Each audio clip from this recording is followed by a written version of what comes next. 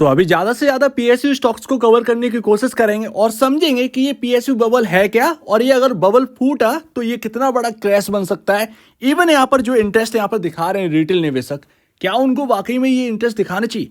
कितनी कंपनियां इस पीएसयू इंडेक्स में अच्छी हैं और बुरी हैं, काफ़ी सारी बातें यहाँ पर समझने को मिलेगी। तो ये पीएसयू बबल है क्या? बहुत लोग कह रहे हैं कि यहाँ पर प्राइसेस जो है वो 3-4 साल तक देखने को नहीं मिलेंगे। जो भी आप होल्ड कर रहे हैं पीएसयू स्टॉक, वो बिल्कुल मिट्टी के भाव बिकेगा। ऐसा क्या हो गया? कौन सा क्रैश आने वाला है? बट यहाँ पर हम समझते हैं कि ये शुरुआत कैसे हुई। शुरुआत होती है प्रधानमंत्री जब से ये कहते हैं कि खरीद लीजिए पीएसयू स्टॉक, जो भी अपोजिशन उसके अपोजिट बोले आपको बिल्कुल वहां पर खरीदारी कर लेनी है, पैसा जमकर बनेगा।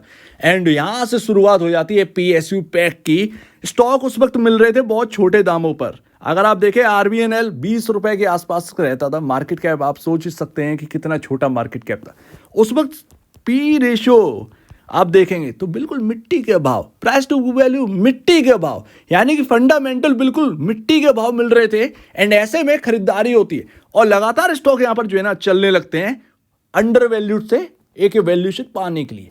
बट चलना यहां तक होता है और चल जाते हैं यहां तक। ये एक प्रॉब्लम वाली बात है। ये प्रॉब्लम वाली बात है एक्चुअल में। ये आपका है बबल, क्योंकि यहां पर ये अंडर वैल्यूएशन खत्म हो जाती है। यहां पर सब कुछ एक फिट देखने को मिलता है, लेकिन ओवर वैल्यूड जो चल जाते हैं वहां पर बबल देखने को मिलता है। तो ये प्राइसेस खत्म होने की बात कर रहे हैं। इतना क्रैश यहां पर आ सकता है, लेकिन ऐसा नहीं है कि बिल्कुल चौपट हो जाए।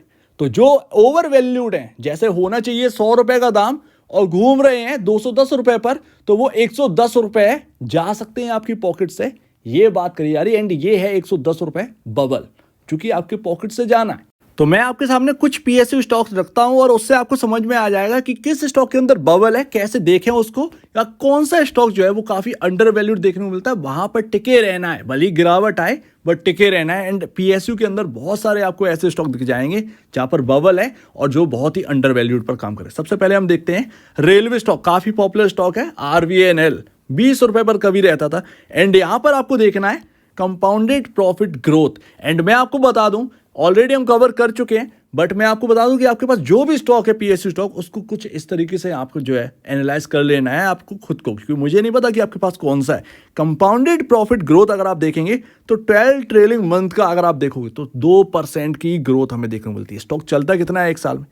311%, 311% का रिटर्न आपको देता है। एंड दैट्स वाई जो भी इस जगह पर, इस प्राइस पर, भाव पर बाई करेगा, उसको 311% ऊपर स्टॉक मिल रहा है, जबकि उसके फंडामेंटल ये कह रहे हैं कि आपकी फाइनेंशियल ग्रोथ बहुत कम है।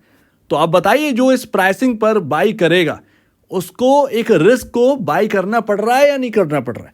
दैट्स वाई ये अब दिखता है कि हाँ, आरबीएल के अंदर कुछ बबल जैसा है।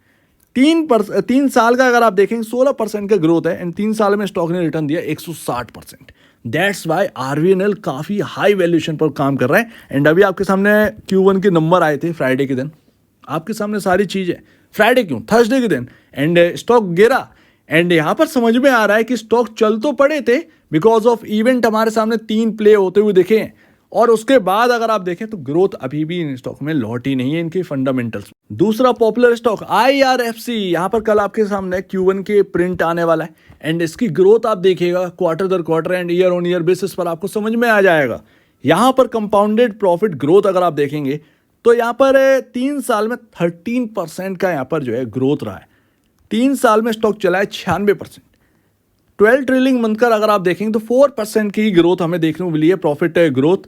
एंड स्टॉक चला है 268%। हायर साइड से थोड़ा सा डाउन है, अगर उसको भी काउंट करेंगे तो 300% के अराउंड तो निकलेगी। तो अब आप समझ सकते हैं कि किस तरीके से स्टॉक्स दौड़े हैं।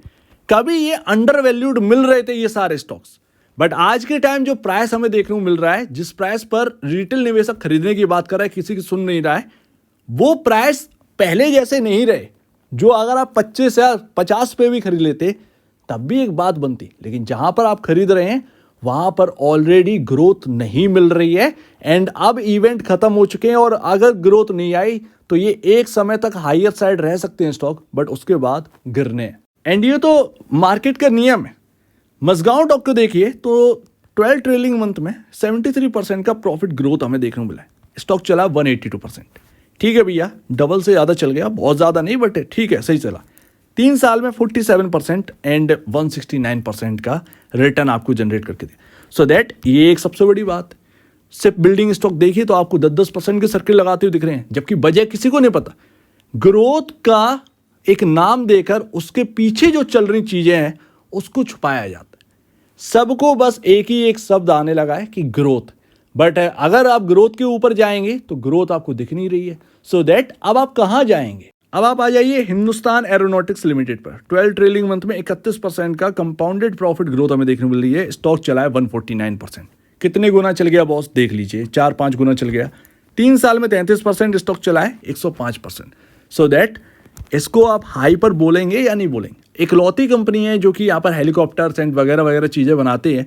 इंपॉर्टेंट है ये सारी कंपनियां इंडिया के लिए, बट स्टॉक मार्केट में जो लिस्टेड शेयर्स हैं उनका एक अलग ही नियम होता है। हम एक निवेशक हैं और निवेशकों को स्टॉक मार्केट के स्टॉक से मतलब है, बट एक्चुअल में अगर आप देखें तो कंपनियां बहुत अच्छा कर रही हैं। अगर स्टॉक गिरेंगे भी तो इससे कोई भी उनके जो है फंडामेंटल पर फर्क नहीं पड़ेगा। आप ध्यान रखिएगा, कंपनी का बिजनेस जैसे चल रहा है वैसा चल रहा है। स्टॉक्स को आपने उठाकर कहाँ कर दिया, तो वो स्टॉक्स तो जैसे तैसे आप चला रहे थे, उनमें कुछ ना कुछ तो होना ही है। तो अभी तक आपने देखे बबल स्टॉक, अब मैं आपको दिखाता हूं स्टील अथॉरिटी ऑफ इंडिया। देखिए ये होते अंडर वैल्यूड स्टॉक। ऐसे स्टॉक अगर आप पहचानना सीख गए ना, बस आपके हाथ में पैसा ही पैसा है। ये समझिए आपके हाथ में कभी पैसा यहाँ पर जो है ना आने से मना नहीं करेगा। 12 ट्रेलिंग मंथ का ग्रोथ देखिए, प्रॉफिट ग्रोथ 179% का यहाँ पर देखने को मिल रहा है। 179% का स्टील अथॉरिटी ऑफ इंडिया के अंदर। एंड यहाँ पर स्टॉक चला कितना है? 42%। अब आप इसको अंडर वैल्यूड बोलोगे या नहीं बोलोगे? 3 साल का देखेंगे तो 4% का नेगेटिव यहाँ पर प्रॉफिट ग्रोथ रही है। स्टॉक ने कोई रिटर्न नहीं दिया, -1% का रिटर्न है 3 साल में, आप समझिए। 5 साल में 7% का यहाँ पर प्रॉफिट ग्रोथ रही है। 29% यहाँ पर जो है स्टॉक चला है 5 साल में। 10 साल का देखें 7% का यहाँ पर ग्रोथ रही है एंड स्टॉक सिर्फ 4% का रिटर्न दिया है 10 साल। तो ये आपके सामने सारी चीज़ें। आप इस स्टॉक को अंडर वैल्यूड बोलेंगे या नहीं बोलेंगे? ये प्राइस टू बुक वैल्यू के अभी भी पास चल रहा है। दैट्स वाई ये होते हैं। अगर आप छांटने पर दौड़ेंगे, जो मैं हमेशा कहता हूं कि ढूंढिए, मिलने पर सब मिलता है। एंड यहां पर आपके सामने स्टील अथॉरिटी ऑफ इंडिया एक बेस्ट एग्जांपल है अंडर वैल्यूएशन का। लेकिन ये सब हुआ क्या? ये इतने हाई वैल्यूएशन स्टॉक बन कैसे सके? वॉल्यूम भैया, यहां पर निवेशकों का सबसे चाहिए था वॉल्यूम। जिस स्टॉक में वॉल्यूम दिखेगा, थोड़ी सी तेजी देखने को मिलेगी, रिटेल निवेशक उस तरफ जरूर जाएगा। ये उसकी एक आदत रही है, हैबिट रही है। एंड हो ना हो, ये हैबिट में कोई बुराई नहीं है। चेस करना मना नहीं है, बट एक टाइम पर निकल जाना ये बहुत अच्छी बात है। और जब ये सब हो जाता है ना, कोई यहाँ पर फंस जाता है, तब वो कहता है कि मार्केट बहुत ख़राब है, मार्केट का ये है, मार्केट का वो है, मैं मार्केट के अंदर कभी नहीं आऊँगा। ये सारी बातें निकल के आती हैं। सो दैट इससे आप बचिए। एक समय होता है एक खरीदारी का एंड एक समय होता है बेचने का। एंड ज़्यादा से ज़्यादा अगर चल जाए तो अपना प्रॉफिट बुक करिए। एंड दूसरी जगह यहाँ पर जो है ऑप्शंस हैं, वहाँ तलाशिए, वहाँ अपना यहाँ पर जो है मुनाफा बनाइए, वहाँ आप रिटर्न कमाएंगे। सीधी सी बात है, टाइम बर्बादी यहाँ पर बचती है। एंड आप क्या सोच रहे हैं कि ये इसके अंदर सिर्फ और सिर्फ निवेशक है? ट्रेडर है। वॉल्यूम देख लीजिएगा, 2-3 दिन वॉल्यूम दिखाई देते हैं, उसके बाद फुस हो जाता है। क्यों हो जाता है? ट्रेडर का इंटरेस्ट खत्म, रिटर्न जितना चाहिए हो तो हो गया। अब उसमें आप फंड जोड़ दीजिए। कुछ बड़े फंड हैं जो 1-1 करोड़ के सौदे मारते हैं। मैं शेयर्स की बात कर रहा हूँ, कुछ आपको ऐसे नाम देखने को मिल जाएंगे। तो ये सारी चीज़ें होती हैं। स्टॉक्स ले जाए गए ऊपर एंड ट्रेडर तो अपना काम करके निकल गया। ट्रेडर को कितना चाहिए? 4%, 5% का रिटर्न। अगर उसने एक तेजी में 20, 25, 30, 40% का रिटर्न कमा लिया, उसके लिए बहुत है, बट ये निवेशक के लिए बहुत नहीं होता। ठीक है ना? अब जो आप प्राइस देख रहे हैं वो सिर्फ और सिर्फ एक निवेशक ही यहाँ पर जो है ना वो देखेगा। इन्वेस्टर ही है जो कुछ झेलेगा, क्योंकि ट्रेडर का इंटरेस्ट खत्म। एक बार ये स्टॉक नीचे गिरेंगे, फिर से ट्रेडर आएगा एंड फिर से एक थोड़ा सा ऊपर प्राइस ले जाएगा, फिर इन्वेस्टर के हाथ में। कहाँ ले जाओगे? सो दैट ये सारी बातें। अब जो प्राइसिंग हमें देखने को मिल रही है कई सारे पीएसयू स्टॉक्स में, उनमें यहाँ पर खरीदारी करने की बात बनती नहीं है। जो पहले से एक पैसा कमा कर बैठे वो जो जाए वो करें, बट जो नए लोग हैं एंटर कर रहे हैं जिन्हें नहीं पता, वो एटलीस्ट इस बात को समझें कि अब कमाने के लिए कुछ है नहीं। आपको एक ट्रैप देखने को मिल सकता है, एक ग्रीनरी दिखा सकते हैं, बट उसका कोई मतलब नहीं है। आपको ज़्यादा से ज़्यादा उस स्टॉक में 50 रुपये 40 रुपये का ऊपर का उछाल देखने को मिला, इतने में आप खुश होकर निवेश कर देंगे, बट एक्चुअल में वो ट्रैप है। अब उसके अंदर कोई ग्रोथ नहीं आनी। एंड ट्रिगर निकल चुके, इंटरिम जो आपका बजट है वो निकल गया, इलेक्शन निकल गया, फुल बजट निकल गया, अब नहीं बचा। तो इस बात को समझिए, 5 साल में ये इवेंट आता है और इसके लिए बहुत पहले से तैयारी होती है।